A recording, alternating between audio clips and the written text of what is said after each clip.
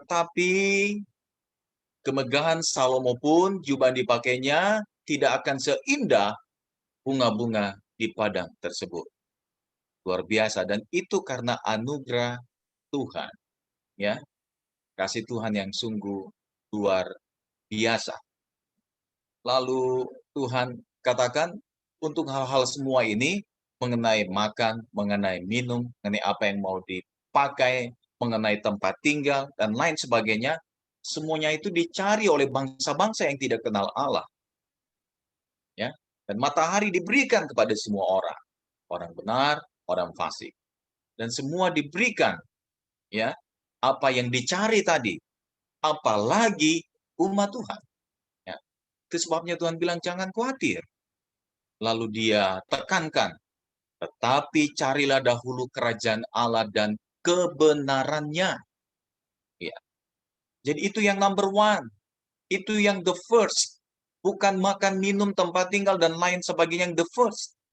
Tempatkan Allah yang the first, yang pertama dalam kehidupan kita. Ya.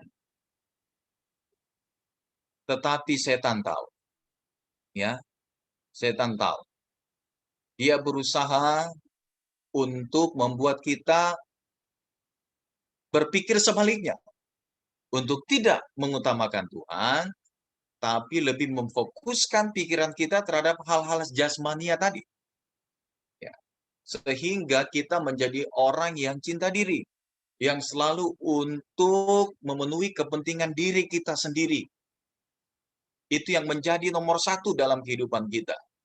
Ya, bekerja dengan sekuat tenaga hanya untuk keperluan, orang Manado bilang kampung tengah, ya, hanya untuk keperluan kampung tengah, hanya untuk kebutuhan baju-baju yang akan kita pakai, hanya untuk kebutuhan selera kita makan minum, hanya untuk kebutuhan kemewahan hidup kita, rumah, mobil, dan lain sebagainya.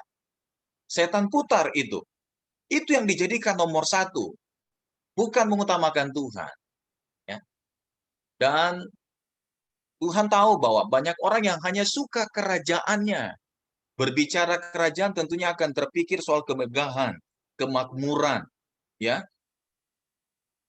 Tetapi orang tidak berpikir kebenarannya. Makanya Tuhan katakan carilah kerajaan Allah dan kebenarannya. Kebenaran firman Tuhan yang akan kita pelajari selama 5 hari ini, yang membuat kita mengutamakan Allah, menjadikan Allah yang number one, ya, bukan number second, third, dan seterusnya, tapi number one. Dan tentunya untuk hal ini, karena Yesus sendiri yang sudah mengatakan ini, tentunya kita akan belajar dari Yesus. Ya, kita akan belajar dari Yesus. Karena Yesus yang akan menjadi panutan kita, menjadi teladan bagi kita, bagaimana kita mengutamakan Allah yang di sorga. Dan itulah sebabnya Yesus datang ke dunia ini, saudara-saudara. Oleh karena karakter Allah dalam diri manusia sudah dirusakkan oleh dosa, ya, sehingga konsep-konsep yang benar yang Tuhan tanamkan itu sudah mulai rusak, ya.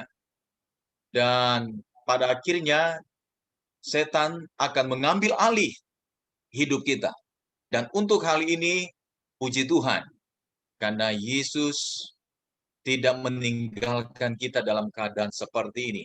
Itu sebabnya dia datang ke dunia ini untuk kembali, ya, meluruskan cara berpikir kita, untuk kembali memulihkan tabiat Allah dalam diri saudara dan saya. Ya. Dan kita lihat bahwa setan berusaha menggagalkan rancangan ini. Ya. Setan tidak mau supaya saudara dan saya menjadi penata-layan Allah yang sejati, yang selalu mengutamakan Tuhan dalam kehidupan kita. Dia tidak mau itu.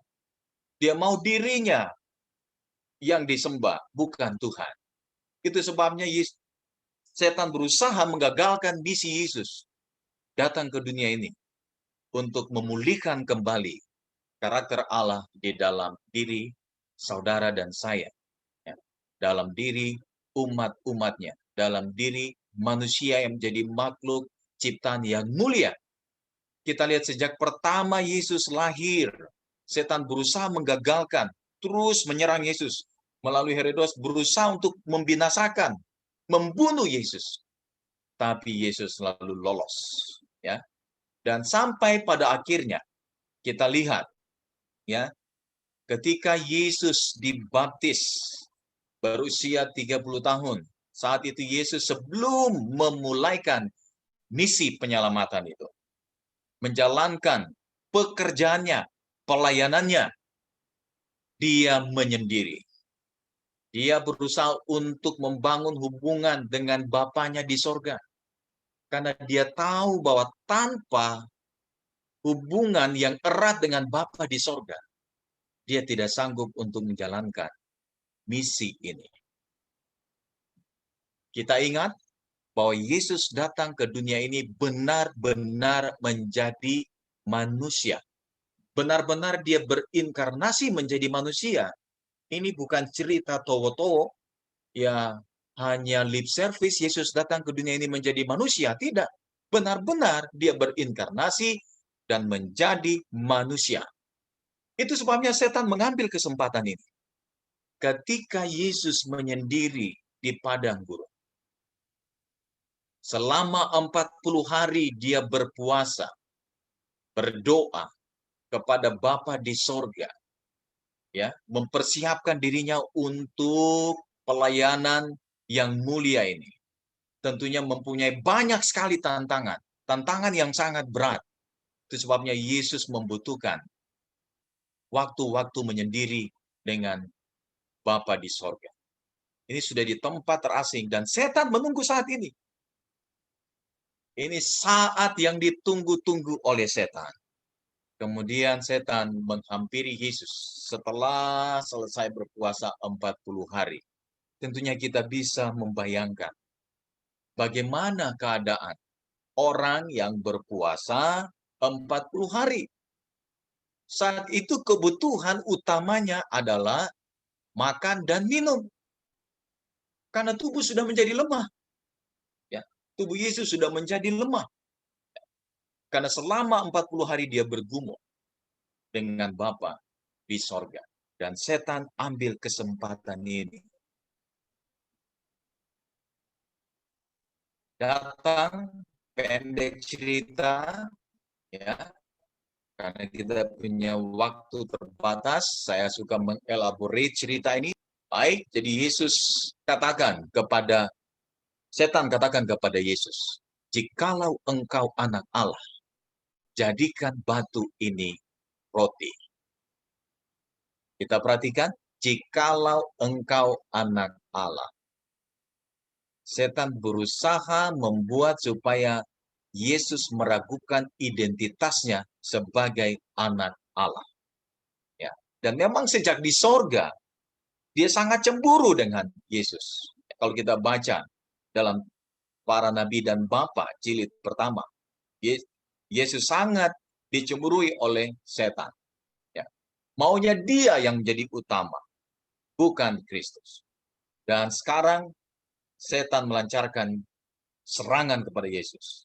Jikalau engkau anak Allah, ya, jadikan batu ini roti. Ini dengan kata lain, bukankah engkau sudah lapar? Saat ini kan butuh makan. Ya. Itu sebabnya jadikanlah batu ini roti. Supaya boleh makan dan boleh kembali, ya, kuat stamina.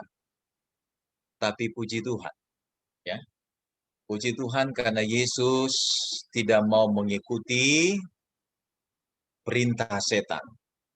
Dia tidak mau hanya untuk menyenangkan dirinya saja. Ya. Dia tidak menggunakan, ya, keilahiannya untuk membuat batu menjadi roti. Karena tugas Yesus adalah melayani, ya, bukan untuk memuaskan dirinya. Ya. Saudara-saudara, pencobaan yang pertama ini kembali mengingatkan kita ke Taman Eden. Ya, setan memulai melancarkan serangannya dengan masalah selera. Atau dengan kata lain, kalau saudara-saudara masih mengerti bahasa ini, masalah gargantang. Iya, gargantang itu ini ya, cuma berapa senti dari mulut, saudara-saudara. Ya, itu masalah gargantang ini, masalah selera. Rupanya setan tahu kelemahan manusia. Masalah selera, masalah hawa nafsu sudah dimulai sejak Taman Eden dan Adam dan Hawa gagal untuk hal ini. Dan dia coba untuk menggagalkan juga Yesus menjadi juru selamat dengan melancarkan serangan seperti yang dia lancarkan kepada Adam dan Hawa. Ya. Tapi puji Tuhan, ya, ini membuktikan bahwa Yesus benar-benar adalah manusia dan dia butuh juga makan dan minum. Dan ketika godaan ini datang, kalau dia hanya bergantung pada dirinya, pasti dia akan mengikuti perintah setan. Tapi dia selalu bergantung kepada Bapaknya, dan dia selalu melaksanakan apa yang diperintahkan oleh Bapaknya. Dia selalu ingat akan hal ini. Yesus selalu tunduk kepada Bapa di sorga untuk melakukan misi ini. Sehingga Yesus tidak jatuh di dalam pencobaan. Kadang-kadang orang susah untuk jadi Advent hanya karena masalah leher, mulut, garganta. Sulit sekali mau jadi Advent. So tahu tentang Sabat, ya. Tapi ketika mau jadi Advent, aduh sulit. Sulit mau tinggalkan ya. Sulit mau tinggalkan udang dan lain sebagainya. Ya. Tapi sangat disayangkan. Ada orang Advent juga kadang-kadang sulit masalah garganta. Ya. Mungkin sondak makan-makan udang, saudara-saudara. Tapi kalau lihat kerupuk udang di muka, dia bage. Ya. Mungkin udang sudah makan, mar kerupuk dia bagi. Mungkin tidak makan tikus, saudara-saudara, tapi dia minum cap tikus. Iya, dia tidak makan tikus lagi, tapi dia minum cap tikus. Ah, ini berat ini. Masalah makan dan minum menjadi cobaan, ya. Sekalipun umat Advent, masalah selera. Tapi puji Tuhan, Yesus memberikan contoh kepada kita, ikut saja pada firman Tuhan. Jangan khawatir masalah makan dan minum. Ya, kata Yesus tadi. Kita bisa lihat pengalaman Elia di tepi sungai Kerit. Tidak masuk akal, burung gagak membawa dia makanan. Tuhan tahu kebutuhan kita. Dia dapat membuat 1001 macam cara untuk memenuhi kebutuhan makan kita. Sekalipun di tengah-tengah kesulitan dunia saat ini, pandemi COVID-19, mungkin kita khawatir. Bagaimana caranya nih? Kita harus berusaha cari duit supaya kita bisa beli makanan.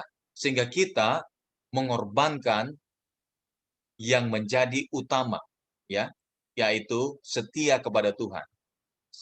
Ya, kadang-kadang kita sudah mengorbankan iman kita hanya karena supaya bisa mendapatkan kebutuhan makan dan minum. Saya yakin jemaat yang ada di Colorado tidak seperti itu. Ada beberapa umat Tuhan yang harus mengorbankan imannya. Kerja jauh hari Sabat. Karena kalau tidak kerja hari Sabat, tidak dapat doi, tidak bisa beli beras, dan lain sebagainya. Ya. Tapi saya yakin bahwa umat Tuhan yang ada di Colorado tidak seperti itu. Amin, saudara-saudara. Terima kasih. Walaupun belum terlalu kuat aminnya, tapi tidak apa-apa. Ya, tidak apa-apa. Baik, ya, kita juga lihat, ya, waktu Yesus dengan wanita di sumur Yakub, ya, waktu murid-muridnya bertanya, apakah guru sudah makan? No. Saya sudah ada makanan. Mereka bingung, mana ini? Siapa yang kasih makanan kepada Yesus? Ya, apakah wanita yang tadi yang sudah pergi kembali ke kotanya? Padahal mereka tidak mengerti. Makanan yang Yesus maksudkan di situ adalah, Yesus katakan sendiri, makananku ialah melakukan kehendak Bapa di sorga. Ya. Jadi penting, bukan tidak penting makanan, tapi yang paling penting ada melakukan firman Tuhan. Kita hidup bukan dari roti saja, tapi dari setiap firman yang keluar dari mulut Allah. Itu yang number one.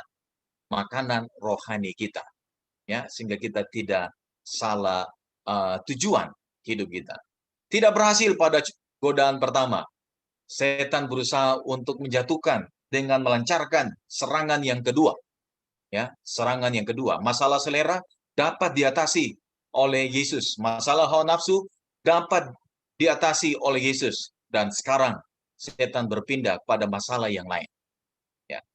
Dia membawa Yesus ke bumbungan bait Allah, dan kemudian dia mengatakan, karena Yesus tadi sudah bilang, ada tertulis bahwa manusia tidak hidup dari roti saja, tapi dari setiap firman yang keluar dari mulut Allah. Sekarang setan coba pakai. Ya, ketika dia bilang, Yesus, coba jatuhkan diri.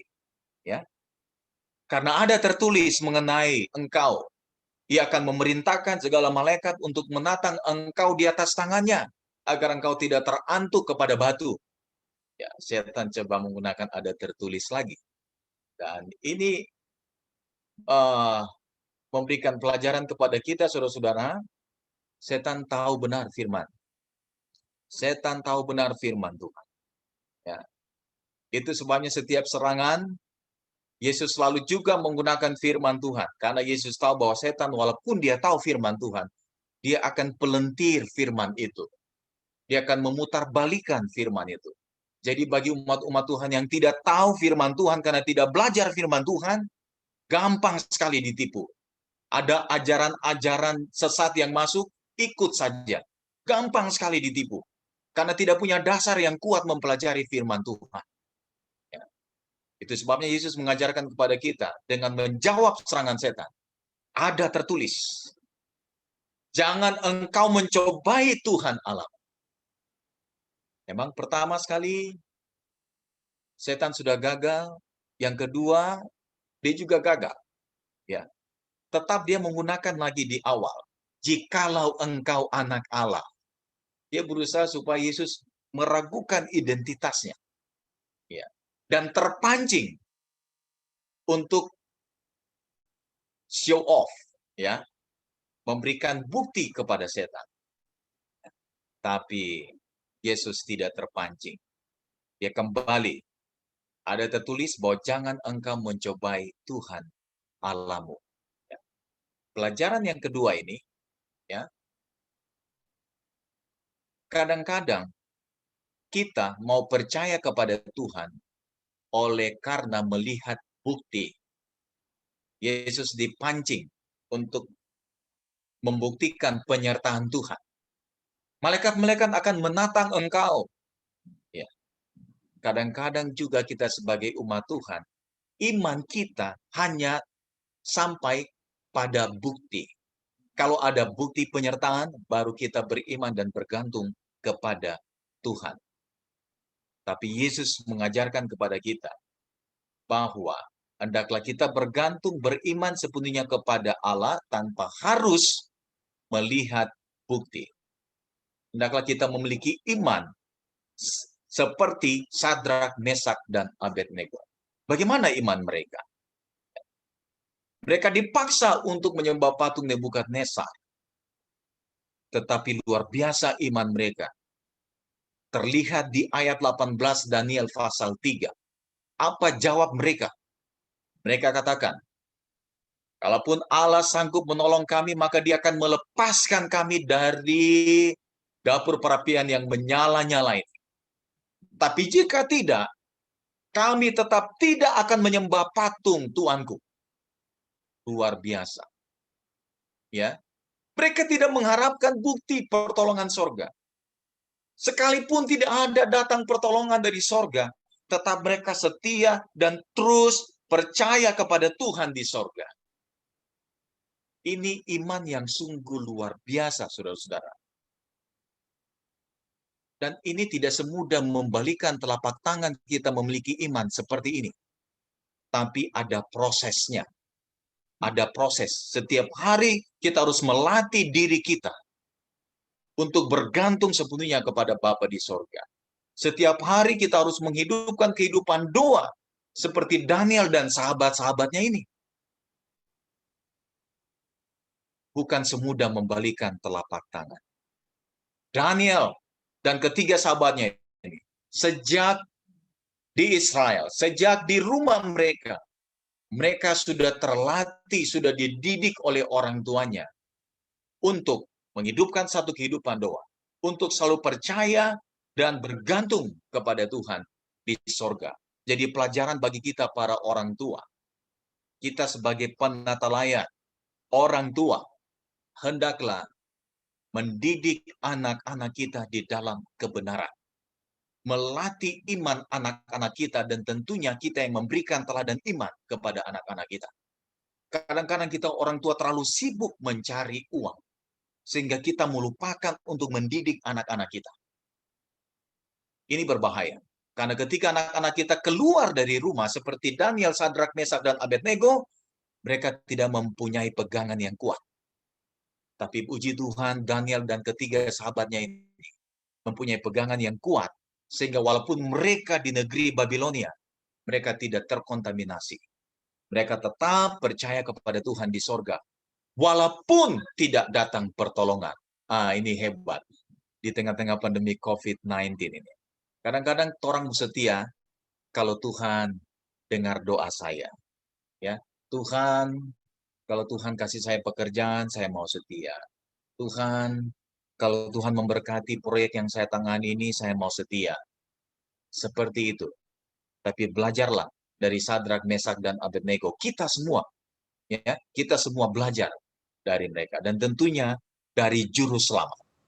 Dari juru selamat. Ya, pada penggodaan yang kedua ini. Setan tidak berhasil. Dan terakhir, dia membawa Yesus ke gunung yang paling tinggi. Gunung yang paling tinggi.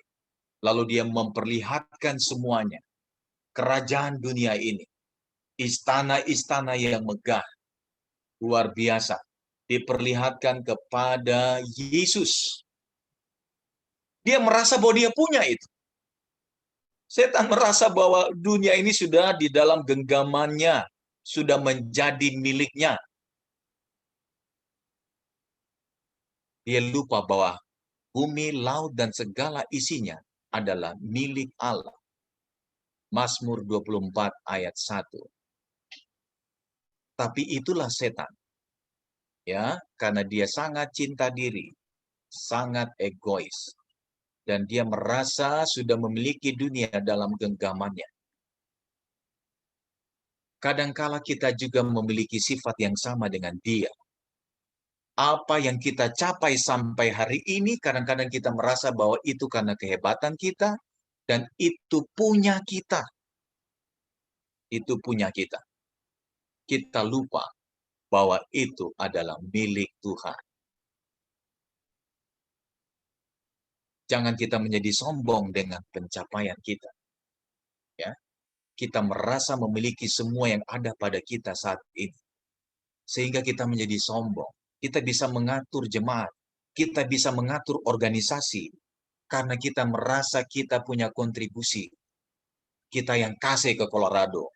Kita yang kasih ke conference.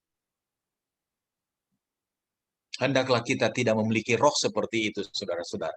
Karena kita telah mengikuti sifat setan. Apa yang dikatakan Yesus kepadanya?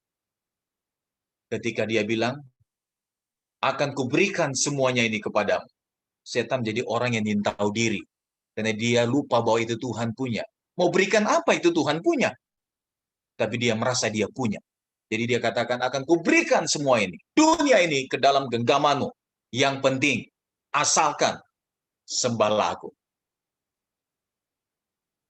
Tanpa basa-basi Yesus langsung katakan, nyala iblis. Sebab ada tertulis bahwa hanya kepada Allah saja engkau menyembah dan beribadah kepadanya. Langsung setan itu mingkas, saudara-saudara. Lari pontang-panting. Ya, meninggalkan Yesus sendiri. Yesus dengan sempurna memperoleh kemenangan. Kalau Adam dan Hawa sempurna dalam kegagalan, dalam kekalahan, telah dibayar oleh Yesus dengan kemenangan yang sempurna. Luar biasa.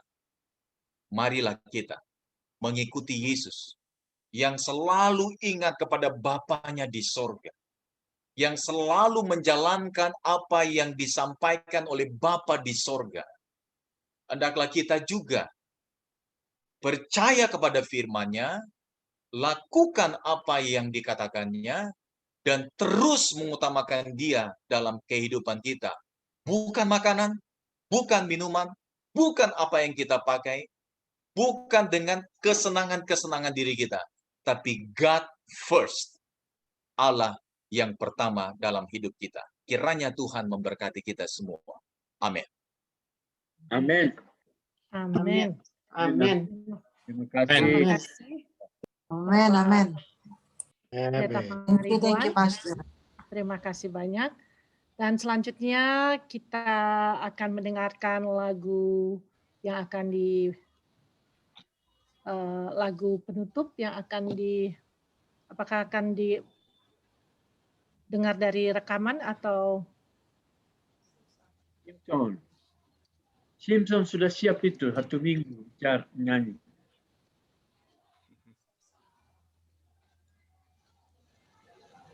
Batu karang kita, pelindung dalam bahaya. Meski apapun menimpa, pelindung dalam bahaya. Oh Yesus.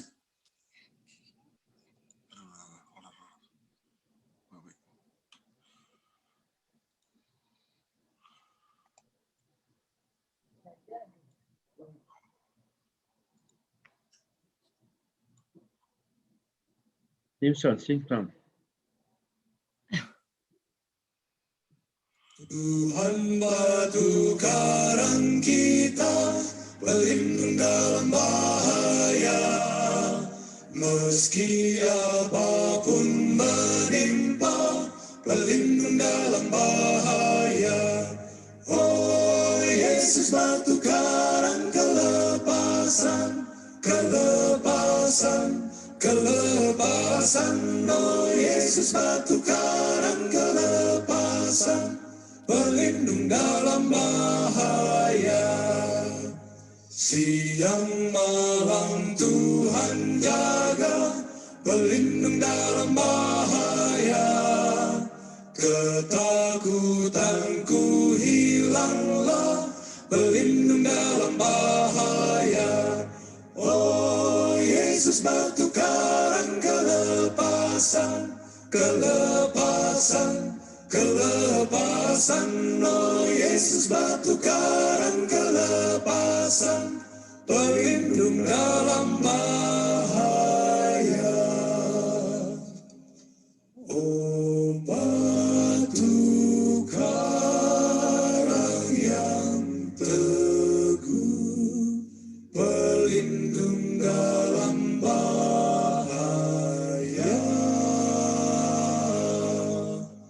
Engkau saja penolongku, pelindung dalam bahaya. Tuhanku, batu karangku, pelindung yang maha kuasa, pemimpin pada jalanku, pelindung dalam bahaya. Pelindung dalam bahaya.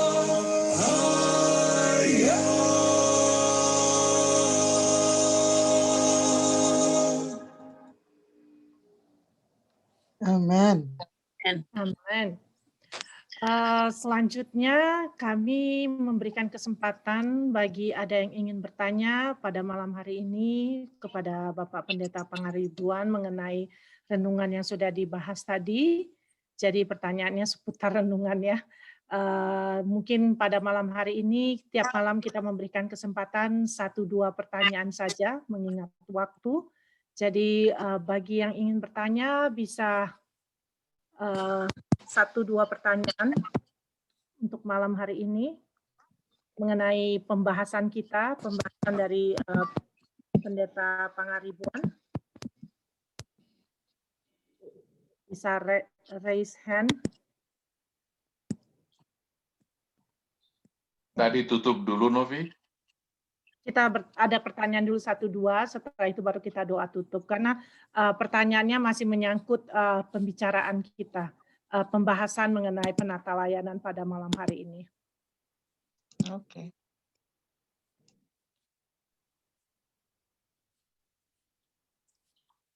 Kira-kira ada yang mau bertanya, bisa raise hand atau melambaikan tangan, atau ada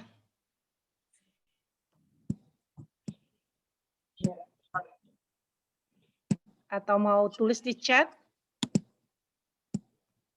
Untuk malam ini kami berikan kesempatan 1-2 pertanyaan sambil mungkin menunggu bagi mereka yang ingin mempersiapkan pertanyaannya. Saya mengingatkan lagi bahwa pada minggu ini adalah acara khusus, merupakan acara evangelis meeting atau stewardship week of prayer. Jadi kita akan mulai besok sampai hari Kamis tepat pada waktunya jam 8 malam waktu Denver, Colorado. Jadi kalau bisa kita mulai dengan on time karena kita ada kesempatan untuk bertanya.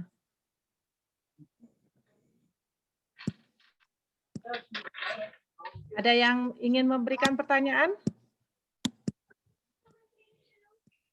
Kalau tidak ada, mungkin kita akan menutup acara pada malam hari ini. Dan bagi yang ingin bertanya bisa untuk hari berikutnya, bisa menyampaikannya lewat WhatsApp gereja ya, WA gereja. Bisa ditujukan juga kepada Bapak Lloyd Simorangkir atau kepada saya, Novi Sonda. Nanti kita akan bawakan pertanyaan itu untuk acara untuk besok atau lusa ya. Dan untuk menutup acara kebaktian kita malam hari ini, kami mengundang Bapak Pendeta Pangaribuan untuk membawakan doa tutup. Mari kita satu dalam doa. Terima kasih Tuhan untuk pelajaran pada saat ini. Lewat teladan yang ditunjukkan oleh Yesus. Bagaimana kami harus menjadikan Engkau yang utama dalam kehidupan kami. Bagaimana kami harus dengan setia melakukan akan firman. Bagaimana kami harus bergantung sepenuhnya kepadamu ya Bapa. Sama seperti Yesus yang selalu bergantung kepada Engkau di surga. Dalam kehidupannya di atas dunia. Bapa di surga, berikan kami kuasa untuk dapat menang atas pencobaan setan. Karena kami tahu bahwa setiap saat kami selalu digoda untuk mementingkan diri kami sendiri. Tolong kami, Bapa, agar supaya kami dalam hidup ini selalu mengutamakan Engkau. Menjadikan Engkau yang pertama dan utama dalam kehidupan. Umat-umat Tuhan yang ada di Jemaat Colorado, bahkan yang semua yang tergabung di dalam ibadah virtual ini, Tuhan kiranya memberkati.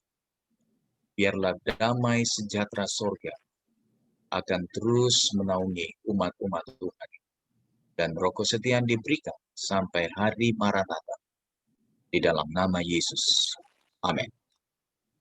Amin.